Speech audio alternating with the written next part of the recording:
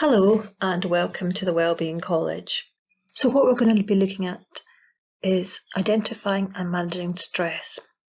And this edited course has been adapted from the Recognising and Responding to Stress course that we ran back in 2019, which was developed by Johanna Stock, one of NHS's psychologists. So thank you to her for that. What we're going to cover in this short course is what is stress, how does it affect us. We're going to look at short and long-term stress, the impact it has on our emotions and mood, and finally we're going to look at some immediate tips to coping with feeling overwhelmed by our stress. Our stress is probably a reaction to the way we live in the 21st century. We often are multitasking, living at a fast pace, being on call 24/7 via using smart devices such as phones or via our laptops. We're bombarded with news 24/7, and we're not given a manual to how to live in the 21st century. Most of us are just doing our best to get by. One definition of stress, which I find quite helpful, is it's our body's way of responding to any situation that is demanding or threatening. And now I'd like to move on to stress and the body. And I'd like you to take a few moments just to think about when you're feeling stressed, which parts of your body are affected and what does that feel like? So just have a wee think about for that for a few minutes, and we'll see you on the next slide.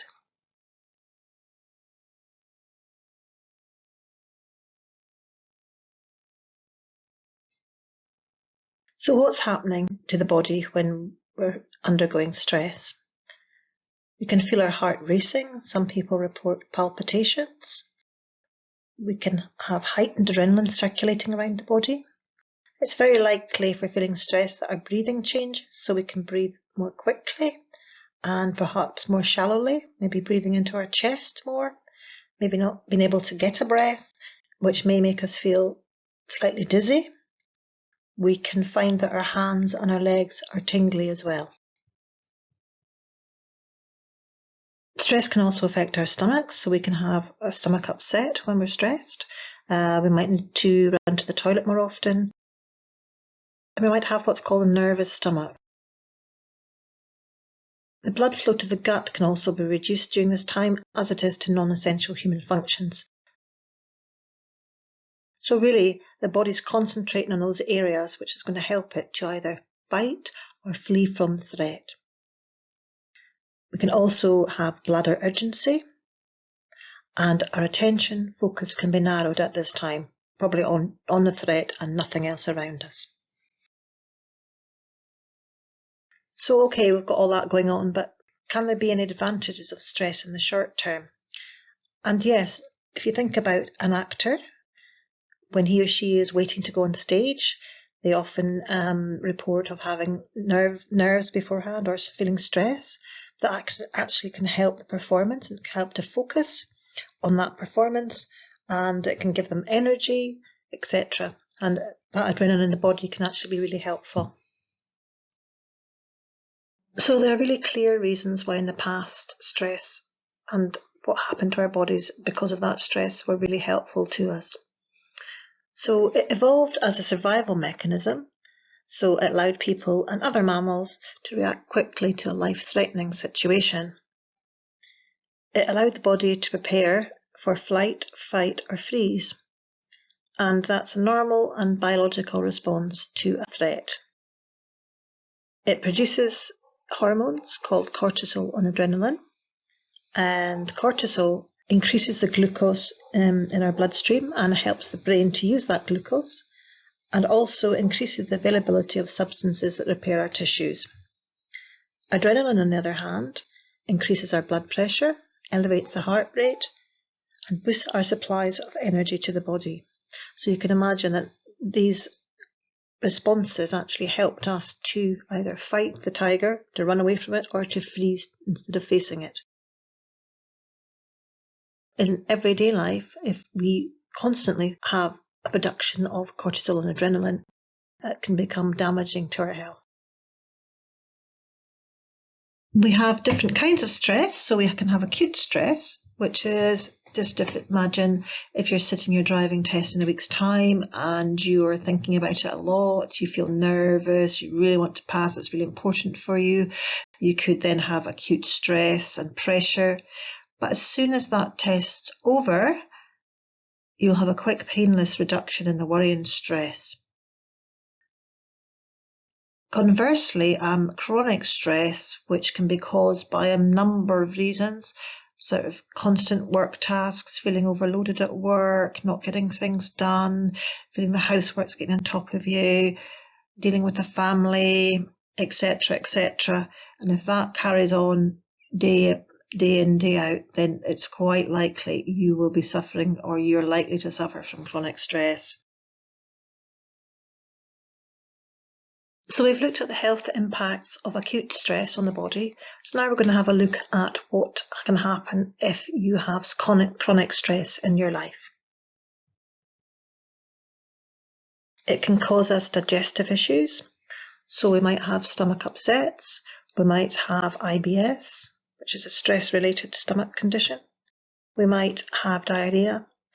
We might struggle with our weight, either eating too much because of our stress, comfort eating, or we might actually eat less because we're feeling very stressed. So it can affect our weight in either way. It can actually affect our heart as well. We can have disturbed sleep, insomnia, so we might not be able to get to sleep at night, or we might be waking up constantly during the night, not feeling rested by our sleep at all. Our concentration might be affected by this. We might experience headaches and migraines on a regular basis. We can have a mind which is racing, and that can heighten our anxiety. We can feel that we lack energy and our mood can struggle, might feel low, and that might lead on to mental health problems. So thinking about our emotions and stress, so we might be multitasking, feeling tense, we're on high alert, we're rushed, we feel more worried, or we might be exhausted, fed up, tired, sad, or feeling low. We might feel bored, we're restless, we can't sit still, and this is causing us more stress. So there's quite a range of different ways we might feel when we're stressed and how that has an impact on our emotions. If we're thinking about stress and our mental health, it can be a wee bit like a pressure cooker. So if we're ignoring our emotional needs or we're not meeting them, then pressure can build up, and eventually that pressure cooker lid could blow off entirely. For example, if we have financial problems and we're really not doing anything about them, we're not acting on them, we're increasing our stress, so that pressure is building up within the cooker, and eventually it'll get to a situation where that lid is going to blow off, and that's probably not a situation most people would like to be in. So it might be possible to have released some of that pressure by perhaps seeking advice from an advice centre or a bank or somewhere like that, just to start addressing our issue and releasing some of that stress. Okay, so far we've talked about acute stress and chronic stress, and we've looked at the pressure cooker. So what can we actually do to manage stress, particularly acute stress? What techniques might we employ to actually make things a little bit easier to deal with? When thinking about managing our immediate stress, there's three main things I'm going to talk about today. The first one is breathing. The second is grounding using our 5 senses. And the third one is taking a 5-minute break. So when we're thinking about breathing, if we're breathing correctly, it's actually sending a signal to the brain to calm down and to relax. The brain then sends the message to the body, and it helps us to relax, reduce tension, and relieve some of that stress. Okay, I'm now going to guide you through a diaphragmatic breathing practice, which will just take a few minutes. So first of all, sit comfortably in your chair with your head, neck and spine in a straight line. If you'd like to close your eyes, that's absolutely fine. And if you'd like to, or if you can, Place your feet on the floor if it's comfortable. Start to focus on your breathing. Don't try to change it. Become aware of how fast or slow you're breathing, and if you're breathing with your chest or diaphragm.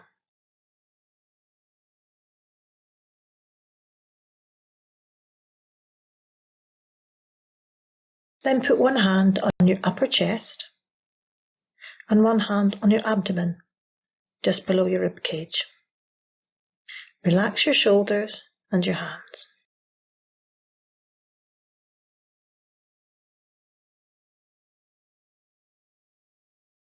As you breathe in, allow the abdomen to rise, and as you breathe out, allow it to flatten. There should be little or no movement in the chest.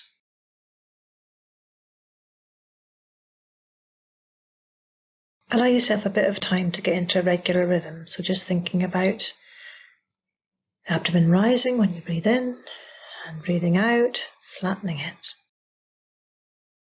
Abdomen rising and abdomen flattening.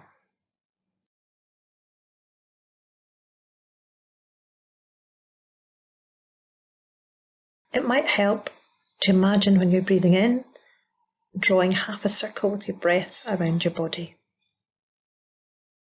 And when you breathe out, you're drawing the other half of the circle. Allow your breath to become smooth, easy and regular. And just keep doing that.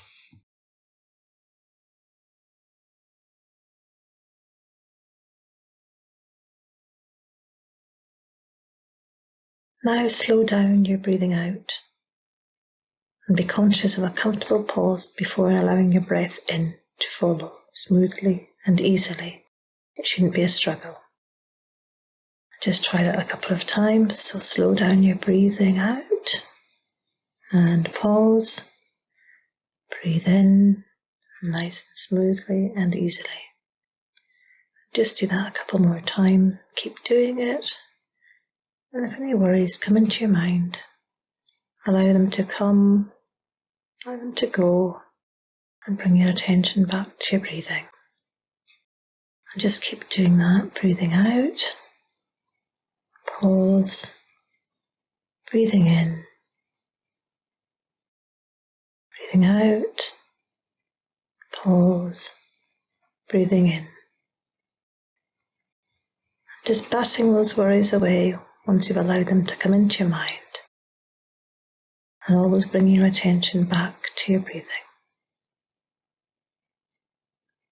Just keep going with that for a few more breaths.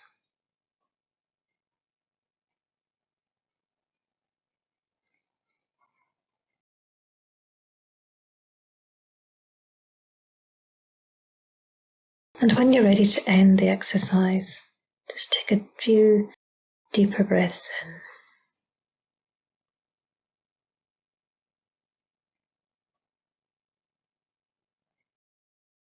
Bring some feeling back into your fingers and toes. You might want to give them a wee shake. And if you have had your eyes shut, open them slowly now. You might want to have a stretch at this stage.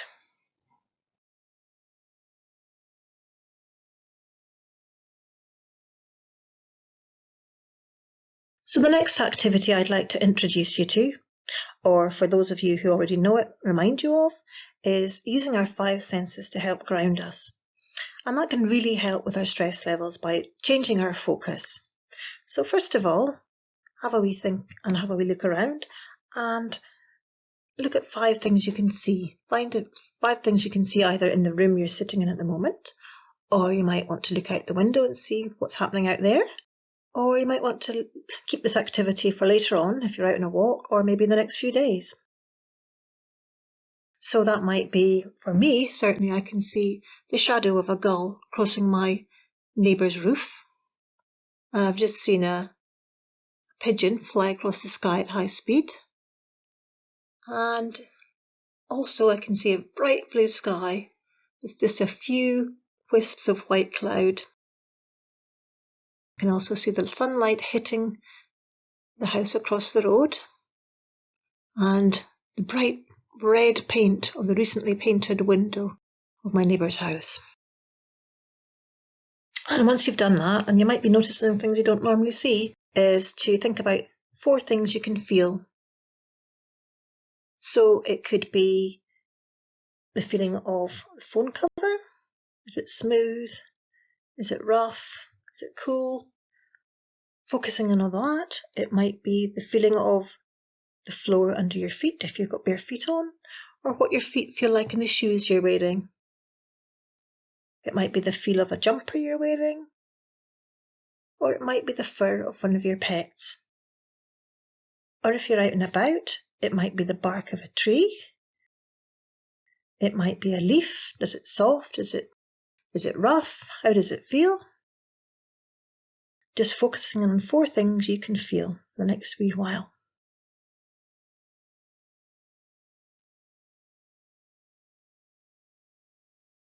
And then, once you've done that, 3 things you can hear.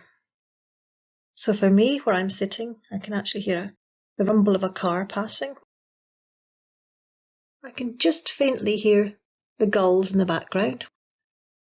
And I can just hear slight tapping from upstairs where I think there's some DIY going on.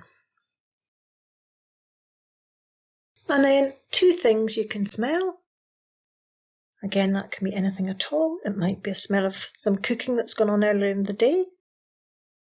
It might be a smell of perfume that you've sprayed on, or soap that you've washed your hands with recently. For me, I could smell coffee that I had going earlier and a bit of a lingering smell of that. And I can actually smell a bit of wood smoke as we have a stove to heat our home. And once you've done that, finally, 1 thing you can taste. So for me, I'm tasting the soup that I had for my lunch at the top of my mouth. But there might be a toothpaste if you've just cleaned your teeth. It might be the taste of coffee that you drank earlier on. And the third activity, which you might find useful when dealing with stress, is really taking a break or slowing down. So just taking yourself away from a situation, maybe finding a quiet place, and writing down what you feel you might have learned from this short course and how you could make changes in your own life.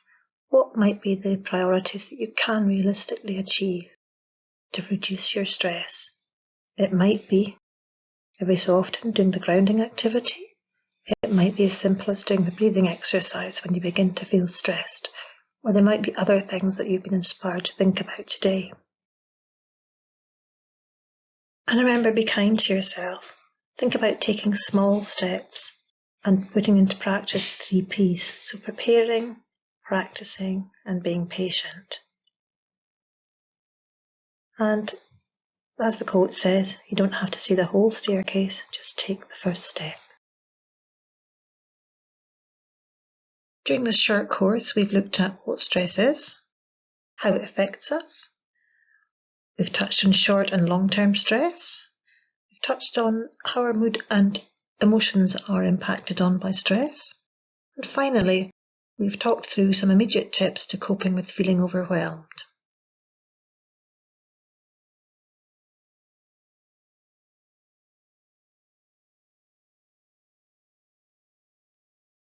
And just to finish off, I'd like to share a quote with you.